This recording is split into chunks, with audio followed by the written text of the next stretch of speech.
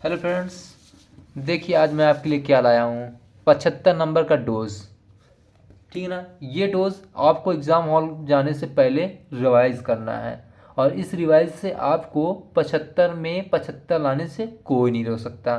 बस आपको बस क्या करना है, ऐसे ऐसे ऐसे सारे पेज पलटाने हैं और मेरी बात ध्यानपूर्वक सुननी है। कहीं भटकने की ज़रूरत नहीं है, बस आपको सुननी है मेरी बात और कान खोल के। ठीक है। ये जड़ी बूटी आपको हज़म कर लेनी है, निगल लेनी है, चाहे जो करनी है, पर आपको ये पूरी तरह से दिमाग में बैठा लेनी है। ठीक है। ये आपका हिंदी का पेपर है। ठीक है। टोटल रहेंगे 23 क्वेश्चन। 3 घंटे के रहेंगे, 75 नंबर के रहेंगे। निर्देश आपको बहुत ध्यानपूर्वक पढ़ना है। निर्देश को हल्के मत लेना है, नहीं तो तुम हल्के में पड़ जाओगे। तो इसीलिए हम बता रहे हैं कि आपको इसमें 23 क्वेश्चन मिलेंगे और इसी निर्देश के अनुसार आपको पेपर सॉल्व करने हैं, जिसमें 1 नंबर से 5 नंबर तक वस्तुनिष्ठ प्रश्न रहेंगे जो कि एक एक नंबर के रहेंगे। इसी तरह टोटल हो गया आपके 30 नंबर। 30 नंबर को किसी हालत में नहीं छोड़ना है। और ये 30 नंबर के लिए हमारे यूट्यूब चैनल में और भी वीडियो पड़े हैं। ये 30 नंबर लाने की गारंटी आपकी है और दिलवाने की गारंटी हमारी है। बस आपको वो वीडियो कंप्लीट कर लेना, पुराने सेट पुराने वीडियो पूरे के पूरे आपको कंप्लीट करके जाना है। एक बार एक झलक आपको देखना है बस।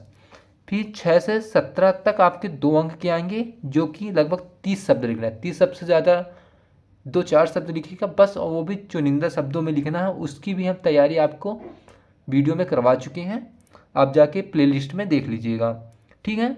इसी तरह 18 से 20 3 अंक के हैं, 75 शब्द में लिखने हैं। इन सारे किस किस टॉपिक से आते हैं, किस यूनिट से आते हैं, किस चैप्टर से आते हैं, ये 3 अंक के कहाँ कहाँ से आएंगे, ये सारे के सारे क्वेश्चन मैंने यूट्यूब चैनल में अपने अवेलेबल करवाए हैं।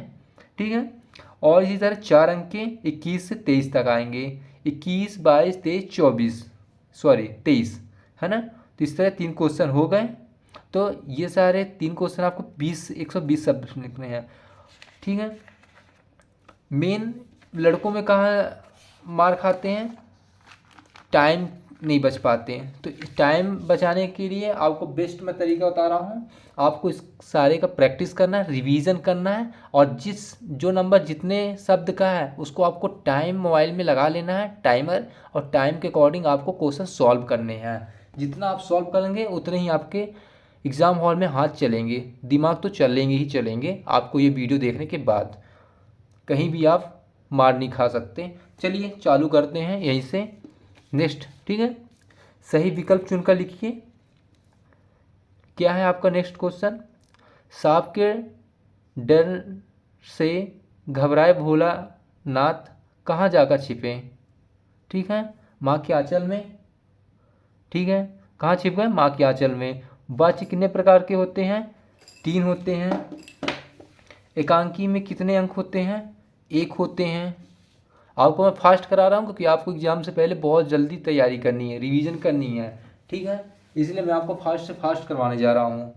आपको स्क्रीनशॉट लेते चलना है और नोट डाउन करना है, शॉर्ट नोट्स बना, शॉर्ट सिर्फ जो एक पेज में आपको बहुत ही अच्छे हो तरीके से एग्ज़ाम हॉल के पहले जस्ट सेकंड देख के जाना है, जिसमें आपको आपके ह्यूमिनिटी बढ़ी रहे। ठीक है ना। तो जीवन का संग्रह चित्रण किस में होता है, खंड काव्य में। ठीक है। सीता के विवाह की स्वयंवर की शर्त रखी गई थी शिव धनुष तोड़ने की। ठीक है ना। उद्यन ने गोपी को किसका संदेश दिया, योग का दिया। रिक्त स्थान की पूर्ति कीजिए। ड्राइवर कम गाइड का नाम था जीनेत नाम का। Next question. आधार अर्थ के आधार पर वाक्य कितने प्रकार के होते हैं, आपके होते हैं 8 प्रकार के। बिस्मिल्लाह खां मंदिर में रोजाना शहनाई बजाते थे, बालाजी। जिनके जिसके जिसके कारण स्थायी भाव जागृत होता है वह क्या कहलाता है, आलंबन कहलाता है। कमायनी एक है, महाकाव्य है।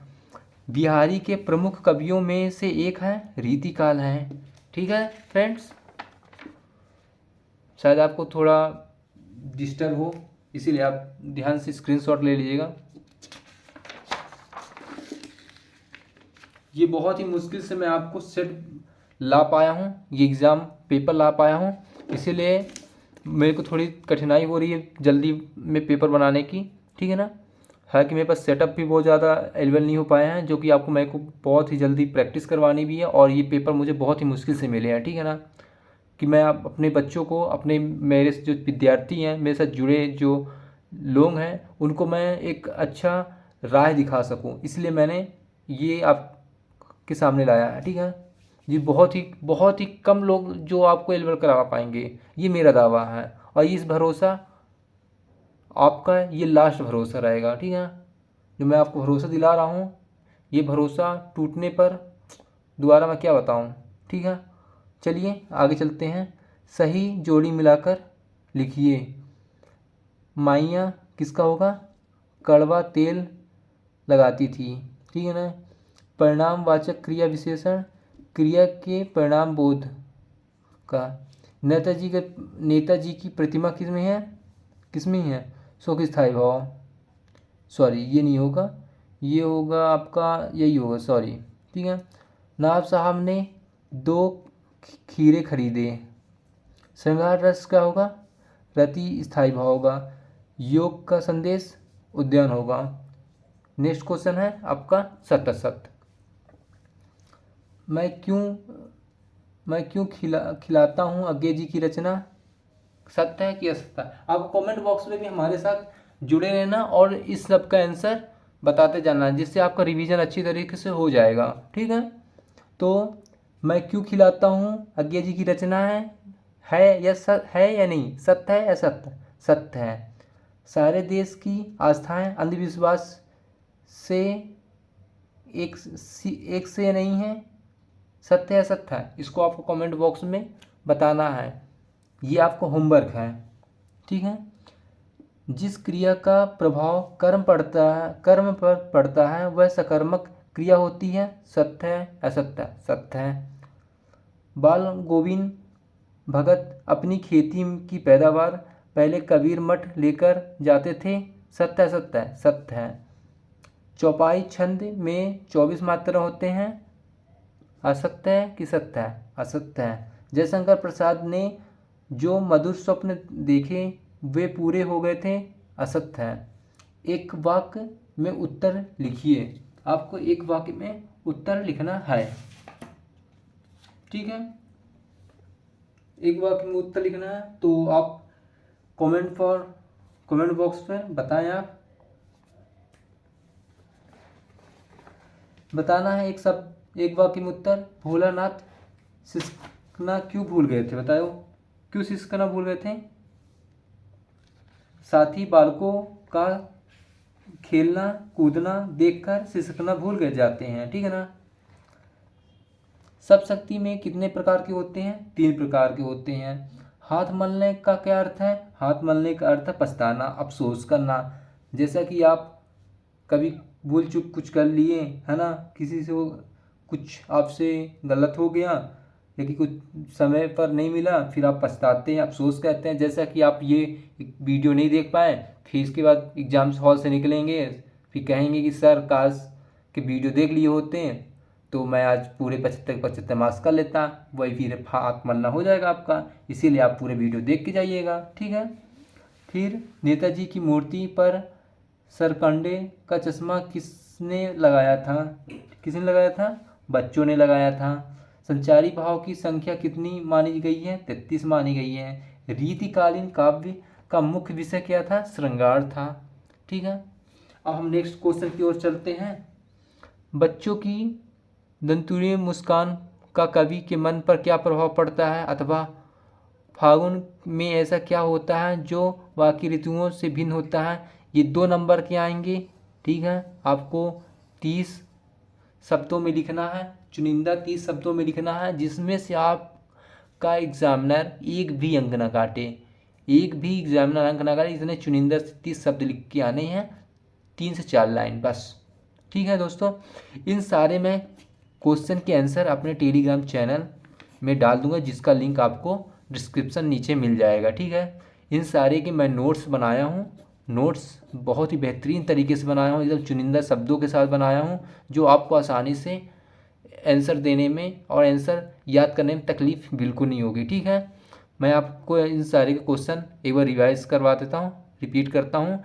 गोपियों के अनुसार राजा का धर्म क्या होना चाहिए, अथवा कवि आत्मकथा लिखने से क्यों बचना चाहते हैं। नेक्स्ट क्वेश्चन, नई कविता की दो प्रमुख विशेषता लिखिए, अथवा दो प्रयोगवादी कवियों के नाम अथवा इनकी एक एक रचना नाम लिखिए। नेक्स्ट, सूर्यकांत त्रिपाठी निराला और नागार्जुन की काव्यगत विशेषताएं लिखी निम्नांकित हैं। ठीक है ना, आपको इनकी सूर्यकांत त्रिपाठी का लिखना है और नागार्जुन की दो रचनाएं लिखनी है, दो रचनाएं लिख देनी है। और भाव पक्ष की विशेषता बेन, आप अगर इनके बारे में जानते हो तो आपको उनको भाव लिख देना है। दो भाव विशेषता लिखना है कि अच्छे थे, निर्मल थे, ठीक है ना, सगुण थे, निर्गुण थे, ये भाव पक्ष कहलाते हैं आपके उनके। इसकी भी वीडियो मैं अपने वीडियो अकेडमी चैनल में बना दिया हूँ। इसको भी आप भाव पक्ष कैसे लिखे, रचनाएं कैसे लिखे, इन सब का एक एक पॉइंट मैं आपको बता दिया हूँ। ठीक है, नेक्स्ट क्वेश्चन, शांत रस की परिभाषाएं लिखते हुए एक उदाहरण लिखिए, अथवा पाठक मुक्त और गेय मुक्त में कोई दो अंतर लिखिए। 11 अंशयुक्ति अलंकार की परिभाषा, रौद्र रस की परिभाषा, ये सारे 2 अंक के हैं सर। ठीक है, मैं टेलीग्राम में इन सर के शॉर्ट्स नोट्स बना के डाल चुका हूँ, आप वहाँ जाके एक ज्वाइन करिए और नोट्स पाइए। आप फटाफट इन सभी के नोट्स यानी स्क्रीनशॉट ले लें। स्क्रीनशॉट लेने के बाद जल्दी रिवाइज कर लिए, आपके पास हालांकि वक्त भी कम है। मैं फटाफट जल्दी आपको बता दूँ। जीवन की परिभाषा दीजिए और जीवनी एक लेखक का नाम लिखना है आपको। बाबुल गुलाब राय पर एक निबंध लिखना है और 2 निबंधकारों के नाम बताना है। वास्तविक संस्कृत के अर्थ बताना है।